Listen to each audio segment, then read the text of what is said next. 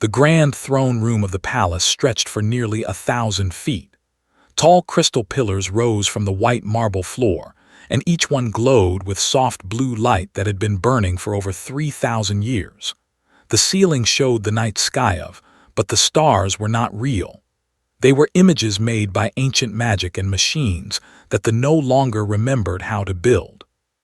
Princess Arya stood near the great window that overlooked the capital city. Her silver robes fell to the ground, and jewels covered her arms and neck. She was the daughter of Emperor Vex, the ruler of the empire, and soon she would play her part in what the older advisors called a waste of time. She had to greet the humans. The humans were new to the galaxy. They came from a planet called Earth, which orbited a yellow star in a part of space that the great empires had forgotten about for thousands of years. The scientists said humans were primitive.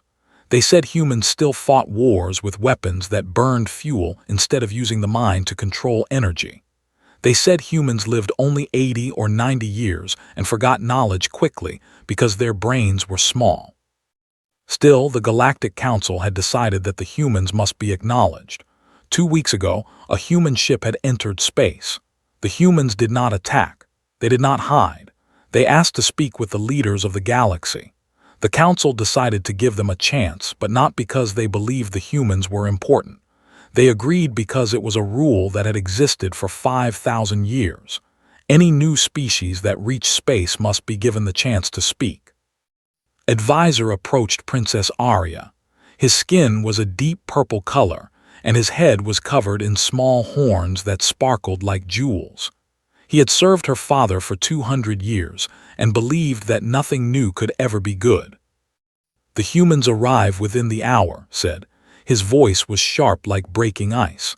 "I hope you understand the importance of showing them the power of our empire, Your Highness.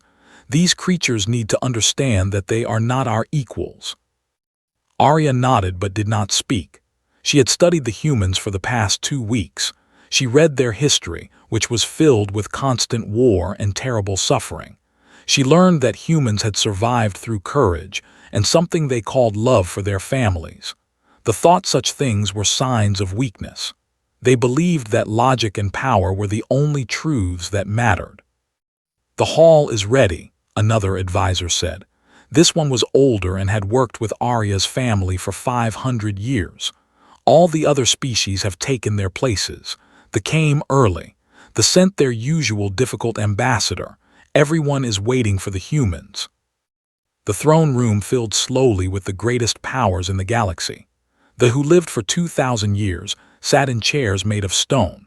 They who were tall and pale and spoke in voices that sounded like wind stood in the back. They who had built ships that could cross the entire galaxy in weeks watched from the sides. The Brindle, who were small and quiet but controlled the trade routes for half the galaxy, observed in silence. Each of these species had ruled stars and controlled billions of lives. They had all come to see the humans. Emperor Vex sat on the throne, which was made from a single piece of crystal that had been carved from the deepest mountains of 10,000 years ago. He was ancient by human standards but still young for a. His face was angular and cold. His eyes were green like the forests of his world. He looked at his daughter and then away. Arya knew what he thought. She was here to show strength and superiority, nothing more. The doors to the throne room opened. The sound of machinery and footsteps came from the hallway outside. Then the humans entered. There were 5 of them.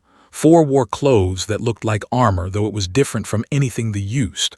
One wore something else entirely, a blue suit that looked formal and respectful. This one walked ahead of the others. He was tall but not as tall as the. His skin was a tan color. His hair was brown and short. His face had a strong jaw and eyes that looked at everything without fear. Captain Daniel Cross moved through the throne room with perfect control. He did not move like a warrior ready for battle. He moved like someone who belonged in this room, who understood its history and power, and who chose to be here anyway. His 4 soldiers followed him, and they too showed no fear. The entire hall went silent. Daniel Cross stopped in the center of the room and he bowed to Emperor Vex. It was not a bow of weakness. It was a bow of respect between equal powers. His soldiers did not bow.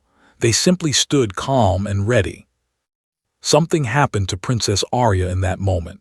She could not explain it later, even when her advisors asked her 1,000 times. She felt her breath catch in her chest. The jewels around her neck suddenly felt heavy. She realized that her hands were shaking. She looked at Captain Daniel Cross and he looked at her. His eyes were dark brown, almost black, and they held something that Arya had never seen before in her life. They held certainty.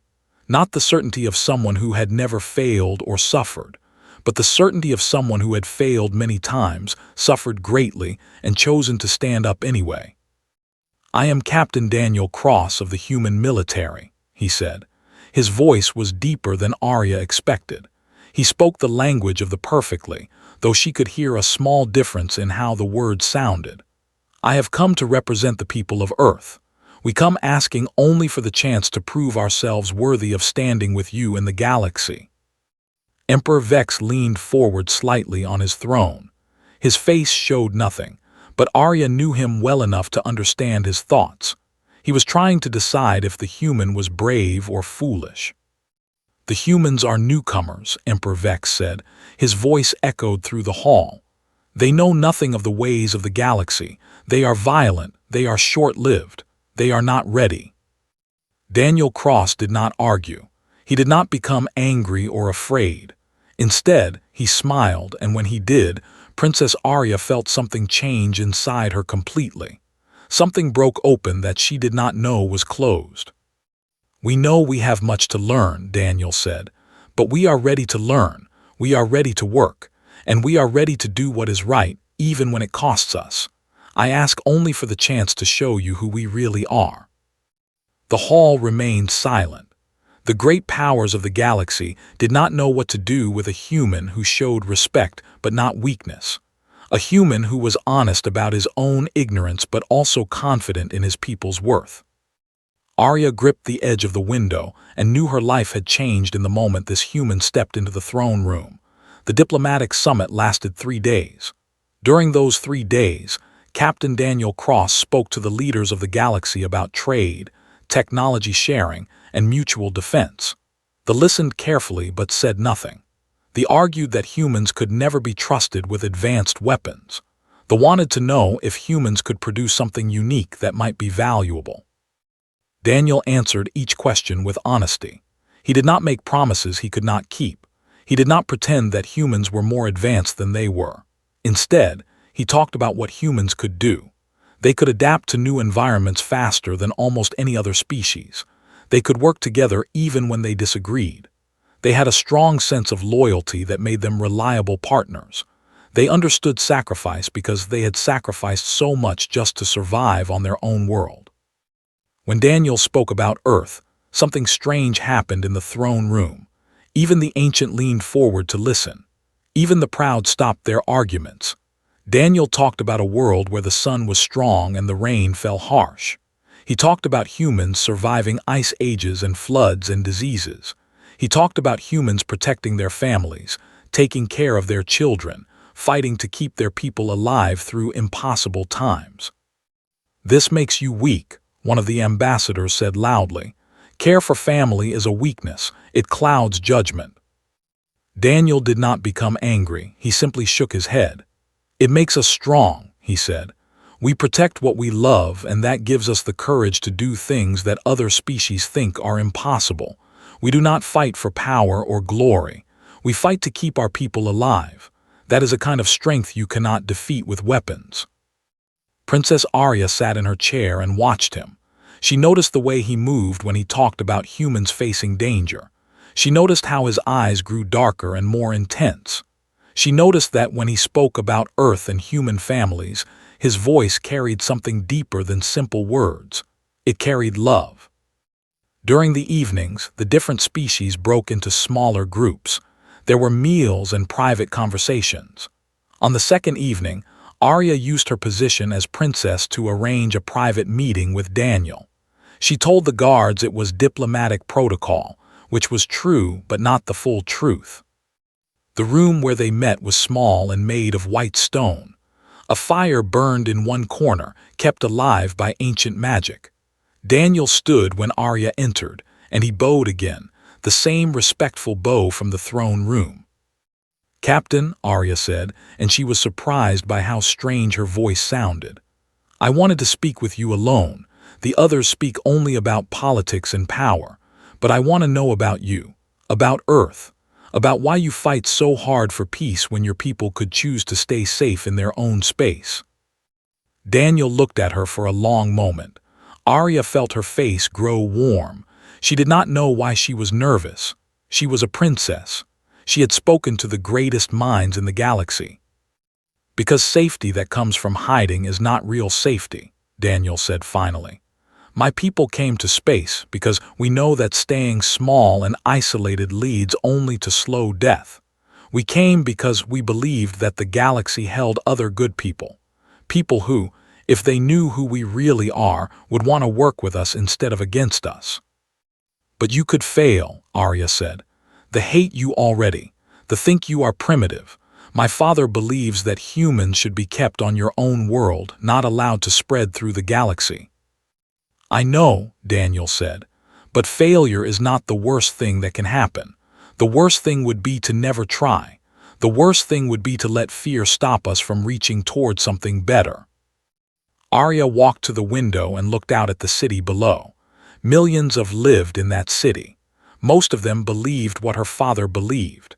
They believed humans were nothing but simple animals that had somehow learned to build machines. "Why did you come to me?" she asked. "Everyone knows that the princess means nothing. My father makes all the decisions. Speaking to me changes nothing." "You listened," Daniel said simply. "That is everything. Your father listened because he had to. The council listened because it is their job. But you listened because you wanted to understand. That is how change begins. It begins with one person choosing to see another person, not as a representative of a species or a threat or an enemy, but as a person. It begins with you." Something broke open in Arya's chest.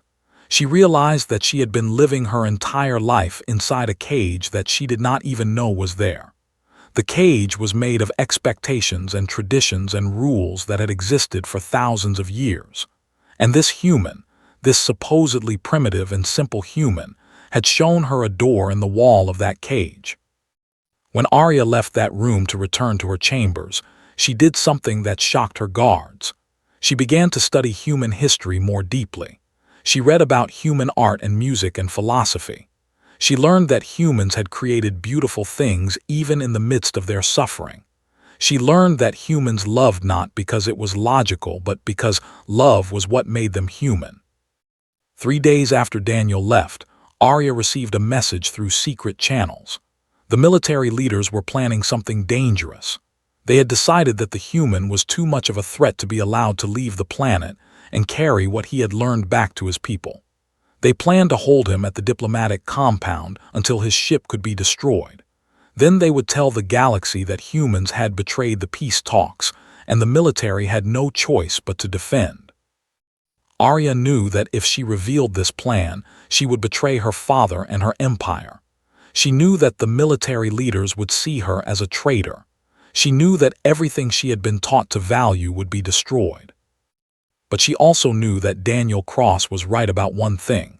Change begins with one person choosing to see another person, and Arya made her choice in that moment. She would help the human. She would risk everything to give him the chance to succeed. And she would do it not because it was logical or smart, but because it was right. The news spread through the capital city like fire burning through dry grass. Princess Arya had been meeting with the human captain in secret. Worse, she had given him restricted information about defenses and military plans. Worse still, she had helped him escape from the diplomatic compound. The headlines in the news services screamed accusations. The palace controllers, who answered only to the military leaders, printed stories saying that Arya had been brainwashed. They claimed that the human had used some kind of mind control technology that humans kept hidden. They said that Arya was no longer herself, that she was now a slave to human manipulation. The people have read these stories and felt a strange mix of anger and confusion. The princess was supposed to represent their power. She was supposed to show the strength of the empire. Instead, she had betrayed them for an alien. Emperor Vex confined his daughter to her chambers immediately. Guards stood outside her doors. No one was allowed to visit her. The official statement was that the princess had fallen ill from exposure to unknown human toxins and needed to recover in isolation. But the real truth was different. The military leaders had demanded that the emperor execute his own daughter for treason. They said that only her death could restore honor to the throne. Emperor Vex refused, not out of love but out of pride. He would not allow the military to control him completely. Still, Arya remained a prisoner. In those chambers, Arya waited. She did not know if Daniel had escaped successfully. She did not know if her warning had reached him in time. She only knew that she had made her choice, and there was no going back. Meanwhile, Daniel Cross was broadcasting a message to every citizen. The military leaders had sealed the communication channels, but Daniel had learned the hidden frequencies from the data Arya had given him. He spoke directly to the people, and what he said shocked the galaxy. "I am Captain Daniel Cross," he said, his voice steady and clear. "I want to speak to you not as a politician or a soldier, but as someone who has seen what war can do to a world. I want to tell you about Earth and what my people have survived." He talked about the ice ages, when humans nearly died out. He talked about diseases that killed millions. He talked about wars between human nations that lasted for centuries. He talked about humans watching their children suffer and their families break apart. He talked about pain and loss and the terrible cost of survival. And then he said something that changed everything. "But through all of that," Daniel said, "humans did not lose what makes them human. We kept caring for each other. We kept trying to build something better. We kept choosing to hope instead of accepting darkness. And I came to because I believe that all species in this galaxy have that same capacity. I believe that, like humans, can choose to be better than what you have been taught." Then he revealed the truth. The documents that Arya had given him contained proof of something that the people did not know. For 300 years, the military leaders had been stealing from their own people. They had been draining resources from the lower castes to build weapons and power. They had crushed any scientists who questioned their decisions. They had destroyed all evidence of failures. The proof was undeniable. Ancient records showed that some of the greatest technology had not been invented by it all. It had been stolen from extinct civilizations. The military leaders had claimed credit for discoveries made thousands of years before they were born. The entire foundation of superiority was built on lies. The reaction was instant and overwhelming. The young, especially the scientists and workers, began to question everything. They saw the proof with their own eyes. They realized that the leaders they had always respected had been lying to them for their entire lives. Protests began in the streets, but they were not violent protests. They were peaceful demonstrations.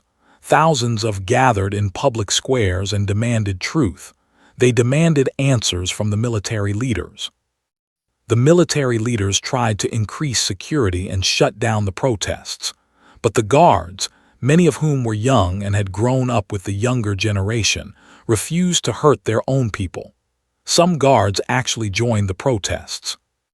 Inside her chambers, Arya heard the sounds of the city changing. She heard voices rising in the streets. She heard the sound of people waking up to a truth they had been hiding from for their entire lives. Emperor Vex came to see his daughter one night. He looked older than he had before. His proud face looked tired. "What have you done?" he asked her. His voice was quiet. "What I had to do," Arya answered. She did not look away from her father. "You raised me to be strong. You taught me that we're superior. But you never taught me that being strong means being honest. You never taught me that real power comes from truth, not from lies." "You have destroyed our civilization," the emperor said. "No," Arya replied. "I have saved it. Our civilization was already destroyed by the lies we were telling ourselves. I simply showed our people the truth. What we do with that truth is up to them now." The emperor left her chambers without another word. That night, he ordered the military leaders to stand down. He ordered them to release all the stolen information to the people. He announced that would hold its first election in 3,000 years, and every citizen would have a voice in choosing their future. The change was beginning, not because one human had conquered an empire with weapons, but because one human had shown a princess the courage to see truth. And that princess had believed him enough to risk everything. 6 months after the broadcast, the Galactic Council convened in a new location. The throne room, which had once represented absolute power, was now just another meeting place. The council chambers floated in neutral space, belonging to no single species, so that all could feel equal. Daniel Cross stood before the council, but this time he was not asking for acceptance. This time he was presenting evidence. Behind him, holographic images showed the military's hidden weapons. More importantly, the images showed where these weapons were aimed. "For the past 300 years," Daniel said calmly, "the military leadership has been preparing for conquest, not defense. Conquest. They have been gathering weapons capable of destroying entire star systems. They have been mapping attack routes to the territories of every species in this room." They did not react, but their ancient eyes showed danger. They began to argue and shout. They studied the images with intense focus. The brindle observers made quiet notes. "If the people had not chosen to awaken," Daniel continued, "this council would not exist in 1 year's time. The empire would have conquered or destroyed most of you. But the people chose truth over comfort. They chose to demand change from their leaders." And yet, one of the ambassadors said with anger, "Humanity presented itself as primitive and weak. We accepted you only because we thought you were no threat. And all along, your plan was to manipulate us through the princess." This was the moment that Daniel could have defended himself. He could have claimed that this was not the human plan, that Arya had acted alone, that humans were not the architects of change on. That would have saved him trouble. That would have made his people safer. Instead, he told the complete truth. "If we had revealed our position near," Daniel said, "the military leaders would have seen us as a threat and destroyed Arya's chance to succeed. Yes, we kept a fleet in hiding. Yes, we were ready to defend if the military leaders attacked us. Yes, we knew where your weaknesses were, but we did not attack you because we did not want to rule you. We wanted to show you that it was possible to be strong and still choose peace. We wanted to prove that courage means something different than what you have always believed." He paused and let his words settle in the chamber. "We could have conquered," Daniel said simply. "We had the military capability. We had the advantage of surprise. Instead, we chose to have a conversation with a princess. We chose to believe that truth could change an empire. We chose to risk everything on the hope that your people could be better than your leaders told you to be. And we were right." The silence that followed was absolute. The greatest powers in the galaxy understood what Daniel was saying. A species that could have used deception and force, but chose to use truth and patience. A species that was willing to risk its own safety for the chance that another people could awaken to their own potential. That was not weakness. That was a kind of strength they had never encountered before. The who had lived for thousands of years and had seen the rise and fall of many civilizations asked the first question.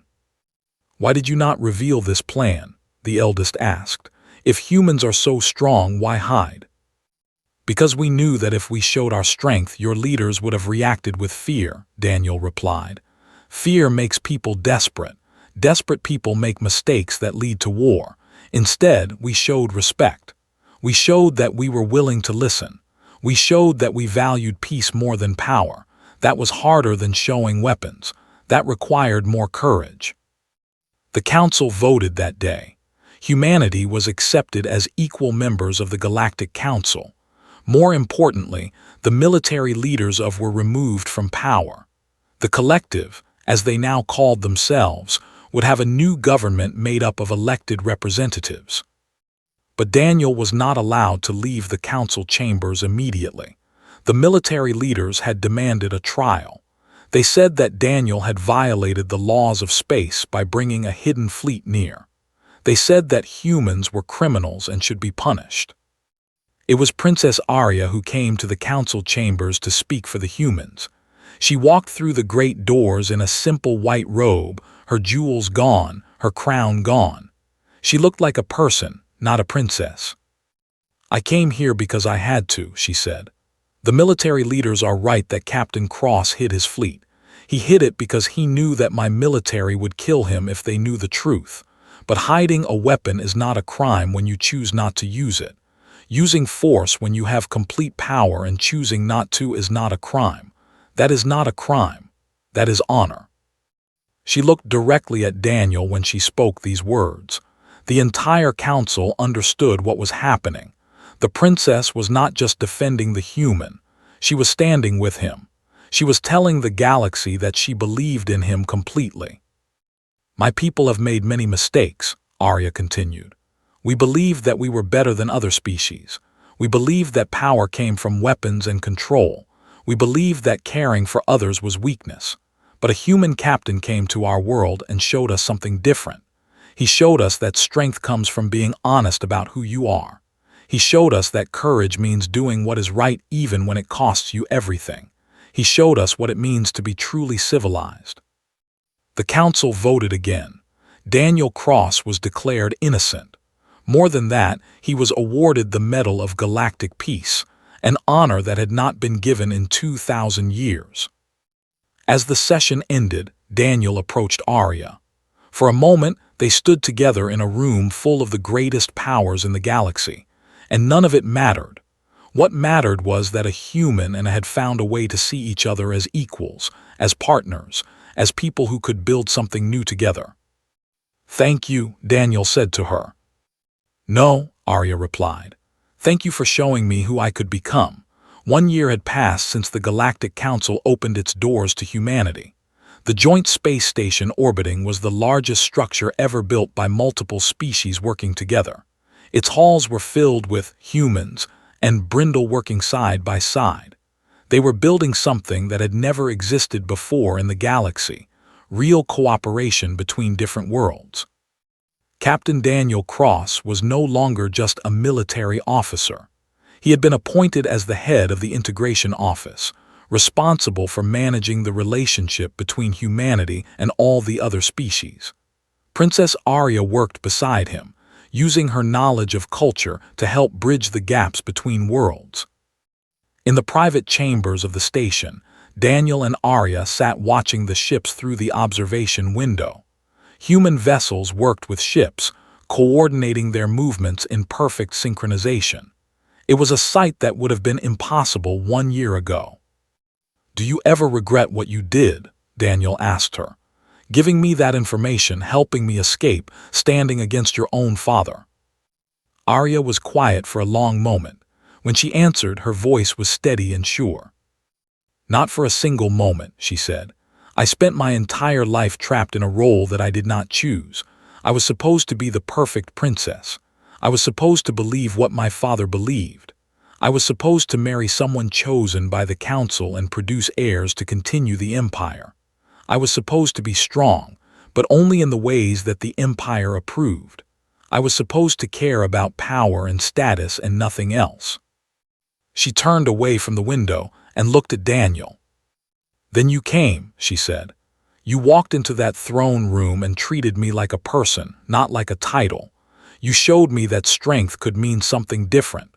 You showed me that a human, someone that every had been taught to despise, could have more honor than any leader we had ever followed. You gave me the chance to choose my own life." Daniel reached out and took her hand. In that moment, it did not matter that one was human and one was. It did not matter that they came from different worlds or different histories. It only mattered that they had seen each other and chosen to believe in each other. "I knew from the moment I saw you in that throne room," Daniel said, "that you were different from what everyone was telling me about. I saw someone who was trying so hard to be what everyone wanted, but who wanted so badly to be something more. I thought if I could reach one person, just one, then maybe the rest could follow." "You did more than reach one person," Arya said. "You changed an entire civilization." Below them, in the cities of the transformation was visible to anyone who looked. The old military structures had been torn down. New government buildings had been built, and for the first time in 3,000 years, ordinary could vote on who led them.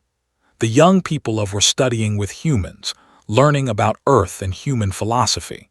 The old divisions between the different classes were beginning to break down. Not everything was perfect. The old military leaders still existed, and they still had followers who believed in the old ways. There were who felt angry and lost because the world they knew had changed. There were humans who distrusted who wondered if the change was real or just temporary. But Daniel and Arya had learned something important. Change does not happen all at once. It happens one person at a time, one conversation at a time, one choice at a time. In the great library of the joint station, a human historian named was recording the official story of the past year. He interviewed Daniel and Arya together. He asked them to explain what had happened. "Most people think this was about military strength," said. "They think humanity forced a change on." "No," Daniel said firmly. "If we had tried to force change, we would have created resentment that lasted for generations. Real change has to come from inside people. It has to come from inside a civilization. What we did was open a door. The people had to choose to walk through it themselves."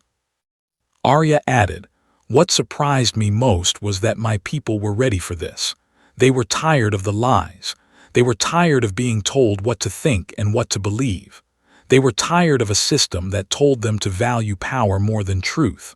All they needed was someone to show them that another way was possible." In the months that followed, the story spread throughout the galaxy.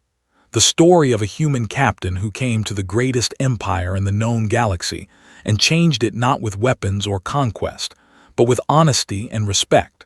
The story of a princess who chose truth over loyalty to her father. The story of how one person's courage could inspire an entire world to change. Other species began to look at their own governments. If they could change, maybe they could too. If humans could work together, maybe all species could learn to live in peace.